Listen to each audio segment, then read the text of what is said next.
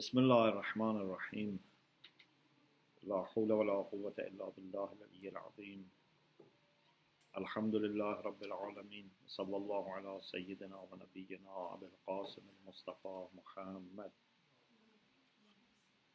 وآله الطيبين الطاهرين لا سيما بقية الله في الأراضين أجل الله تعالى فرجه الشريف اللهم أخرجني من ظلمات الوهم وأكرمني من نور الفهم اللهم افتح علينا أبواب رحمتك وانشر علينا خزائن علومك برحمتك يا أرحم الراحمين.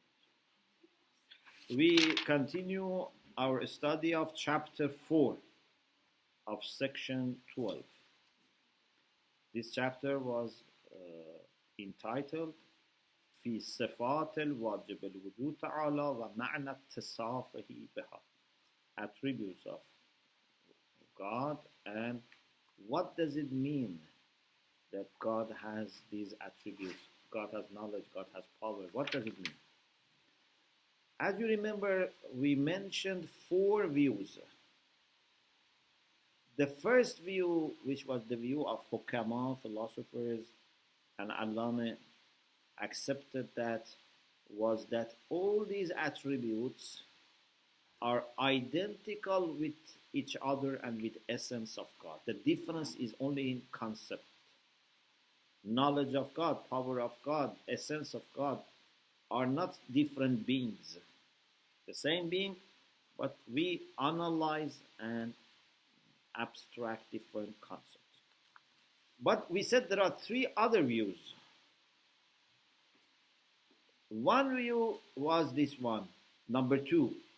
أنها زائدة على الذات. We studied this last session. Now we want to discuss them one by one. This was the view of Ash'arites, that they say knowledge of God, power of God, will of God, these are things which are not in the essence. They are outside. But they are also eternal, for example. And therefore some people have said this implies that we have 8 Qudama. Yeah. One is essence, 7 qualities. So today we want to study this and other 2 as well. أما القول الثاني. So Thani was that these are additional to the essence. The qualities of God are additional to the essence. هو منسوب إلى الأشاعرة, is attributed to the Ash'arites. ففيه أن هذه الصفات, these qualities, وهي على ما عدوها, according to their enumeration, according to them counting, are al-hayat, life, al-qudra, power, al-ilm, knowledge, as-sam', hearing, al-basar, seeing. Although after careful consideration, these 2 go back to knowledge, but they separated. Inshallah, we talk about it. Wal-irada, will, wal-kalam, speech. Okay? These are 7. Hayat, qudrat, ilm, sam', basar, irada, kalam. These are 7. So these 7 qualities, they say these are additional to the essence. So our objection is this. We say these qualities, these 7, إما أن تكون معلولة أو غير معلولة لشيء. Either they are effects for something or not. Are they caused or not caused? فإن لم تكن معلولة لشيء. If they are not caused by anything, وكانت موجودة في نفسها, and they exist by themselves,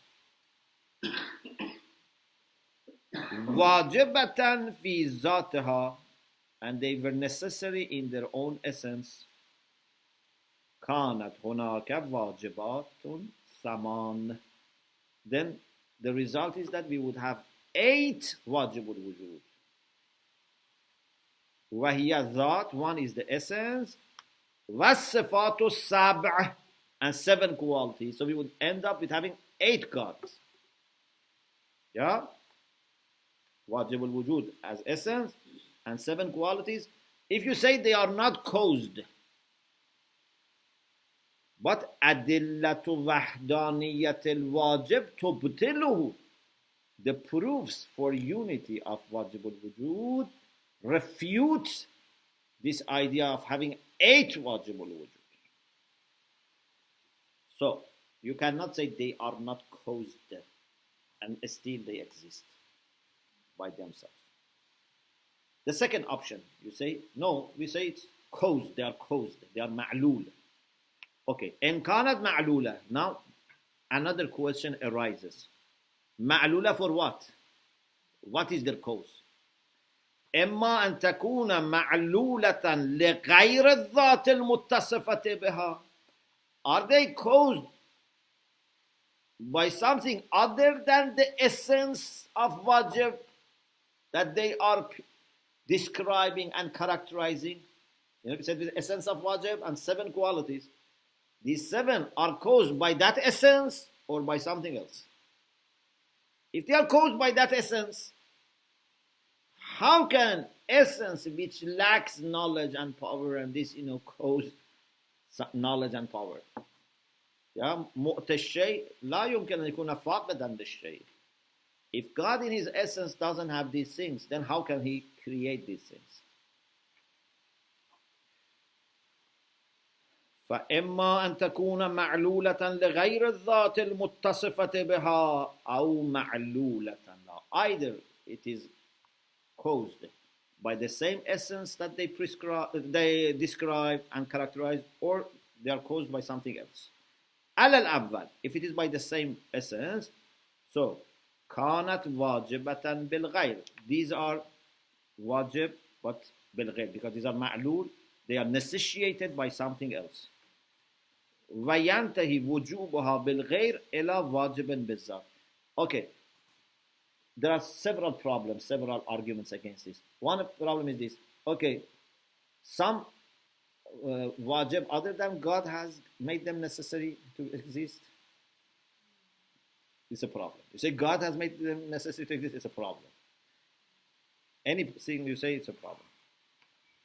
ينتهي وجوبها بالغير إلى واجب بالذات غير الواجب بالذات الموصوف بها. If you say they are made necessary by what?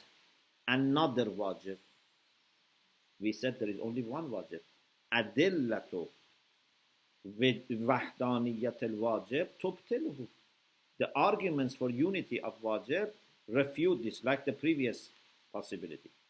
Plus, there is another problem. Allah, moreover, أن فيه حاجة الواجب الوجود للذات في اتصافه بالصفات كماله إلى غيره.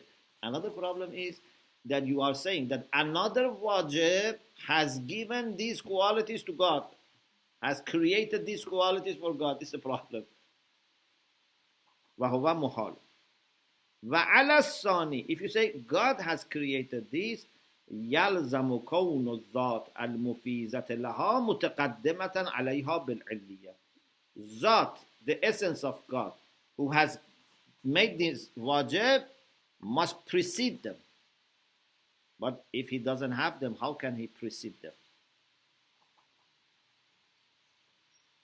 يلزم كون الذات المفيزة لها متقدمة عليها بالعلية وهي فاقدة لما تعطيه من الكمال. That essence that grants this should precede them in causality while it lacks what He wants to give. And this is impossible. Another problem, Allah, أن فيه فقدان الواجب في ذاته صفات الكمال. Another problem is that you say wajib in his essence doesn't have these qualities of perfection. And we said before that wajibul wujud has to have everything because it is selful wujud and no perfection can fall outside because there is no border. أنه صرف الوجود الذي لا يشذ عنه وجود ولا كمال وجودي. It is absolute being and no existence or existential perfection would be separated from it. This is khulf. This is against our farz, because our farz was that you said it's lacking them. What we said, it cannot lack them. In any case, the main problem with the idea of the Ash'arites is two, in my wording. One is that they say God in his essence doesn't have knowledge and power and will and life and so on and so forth. Second is they are creating for us more gods, more wajibul wujud. Okay, these are two major problems. The third opinion, what was the third opinion? The idea of Karramiyya, that أنها زائدة على الذات, like Ash'ari, but حادثة. Ash'ari, they were saying they are outside but eternal. They say they are outside but created. Hadith. Okay, this in a sense is better, but again it has a problem that it means that God has become a subject for change. He didn't have these qualities and then these qualities were created. It means God is to have potentiality, God has to have madde. Then who gave them? God gave it to these to himself. It's not possible. Someone else gave to God. It's impossible. It doesn't solve the problem. أما القول الثالث وهو منسوب إلى الكرامية فلازم ما فيه من كون الصفات زائدة حادثة كون الذات المتعالية ذات مادة قابلة للصفات التي تحدث فيها. What is implied by this idea that they say sifat are additional and created, they are preceded by Adam, its lazim, its outcome, its consequence is that Zat God, the essence of transcendent essence of God, is an essence which is material, has madde, matter, it's better to say matter, means potentiality, and is accepting qualities that are created. So God is subject to change. God one day didn't have these things, now he has these things, so it's a change in God. And this means that God has to have two aspects, potentiality and actuality. Therefore, God is compound. Lazimuhu tarakkubu dhat, becomes compound. And this is impossible. Plus, another problem is the same as what we said about Ash'ari, that essence is empty from perfection. كون الذات خالية في نفسها عن الكمال. Essence of God in its essence would be void and empty from these perfections like knowledge and power and life. And this is impossible. The fourth opinion was opinion of the Mu'tazilites. They said, we just mentioned this much. They try to avoid the problem. They say, we just say, معنى اتصاف الذات. The meaning of God having these qualities is that he acts like someone who has knowledge. They didn't want to trouble themselves. They say, we don't say anything about what is the knowledge of God, what is the relation between knowledge of God. We say, he acts like someone who has knowledge. He acts like someone who has power. Okay? كون الفعل الصادر منها فعل من تلبس بها. معنى كونها عالمة أنها تفعل فعل العالم. When we say God is knowledgeable, it means he acts like a knowledgeable person. His action is firm, is nice, is designed, okay, organized. This. أما القول الرابع وهو منسوب إلى المعتزلة. The fourth opinion, which is attributed to the Mu'tazilites, فلازم ما فيه من نيابة الذات عن الصفات خلوها عنها. The implication of this opinion that Zat just is acting on behalf of these qualities, but we don't say anything about qualities, it means that Zat doesn't have these qualities. The essence of God is empty from these qualities. You just say it acts like someone who has knowledge, power, but there is no such a thing as knowledge or power for God. So it means it's empty. وَهُوَ كَمَا عَرَفْتَ وُجُودٌ صِرْفٌ. But as you know, we said God is absolute being. لَا يَشُذُّ عَنْهُ وُجُودٌ وَلَا كَمَالٌ وُجُودِ. No perfection, no existence can be separate from God. This is against our presupposition. خُلْفٌ. How can you say God doesn't have knowledge? Yes, it's a difficult task to explain what is the knowledge of God. But the solution is not to wipe out the question and say God doesn't have knowledge. God has knowledge. Now you have to find a way to explain.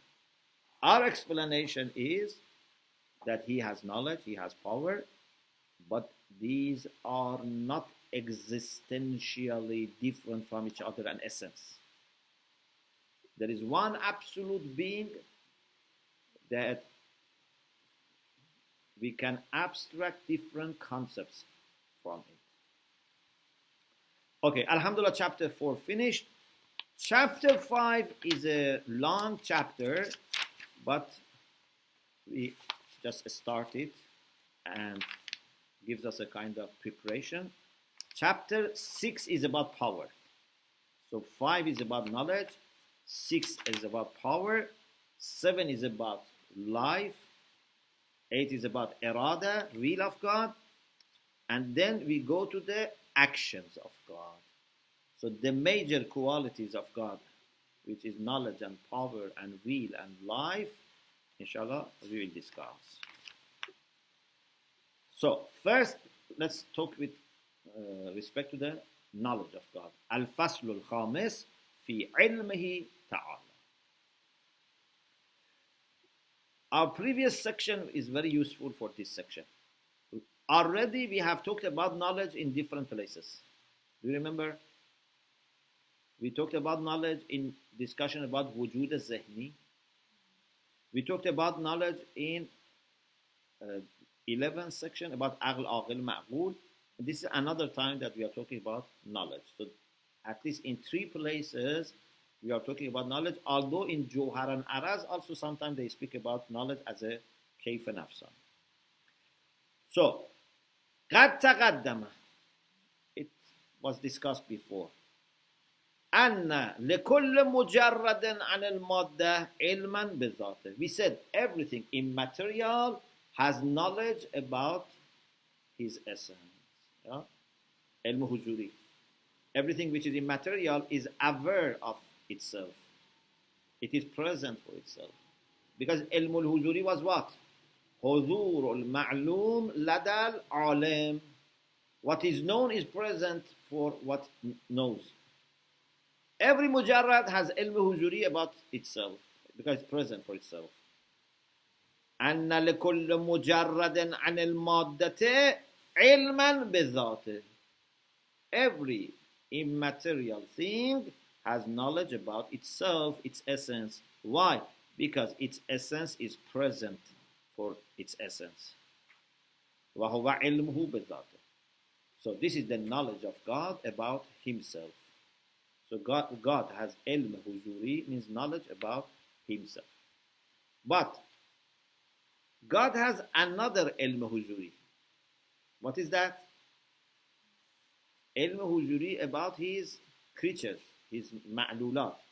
Because we said, ma'lud, according to Mullah Sadra, we explained, is aynu rabt bil illah, is just dependent on the cause. So, can ma'lul be separate from the cause? No. Don't tell me a builder goes away. That is not illa. That was mu'id. That was preparatory cause. But illatul mufiza, the one that gives existence, cannot be separate from ma'lul. Like your mental image is your ma'lul, cannot be separate from you. So, whatever is created by God is present for God. Actually, God has two types of knowledge about them.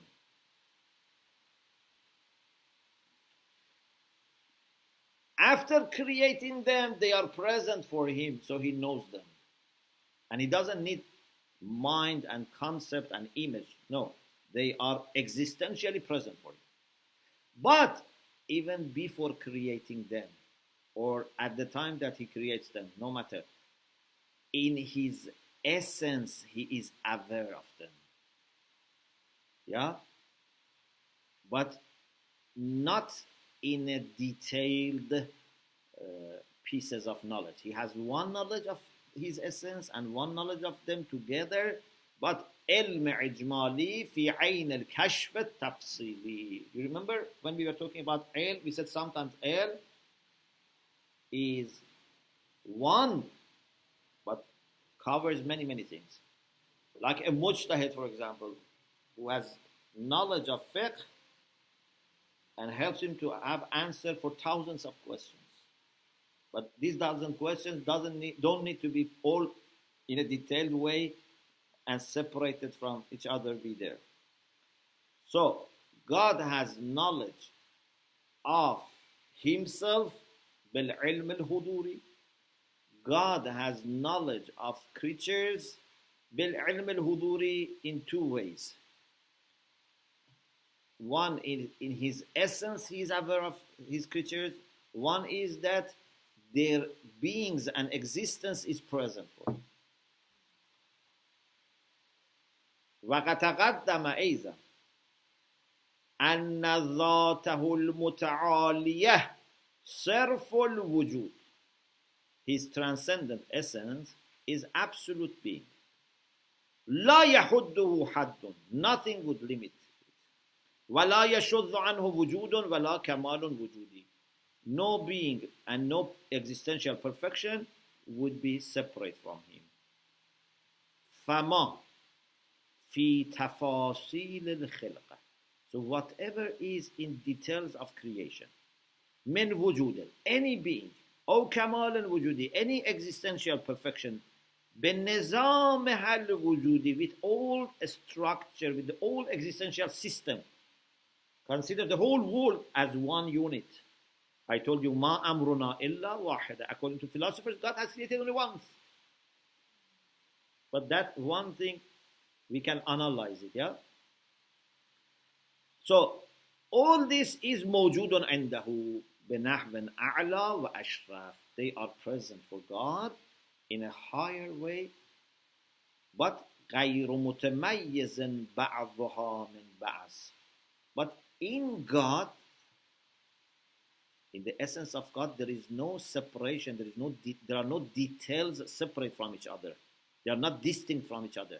His knowledge is not distinct from His power. His power is not distinct from His will.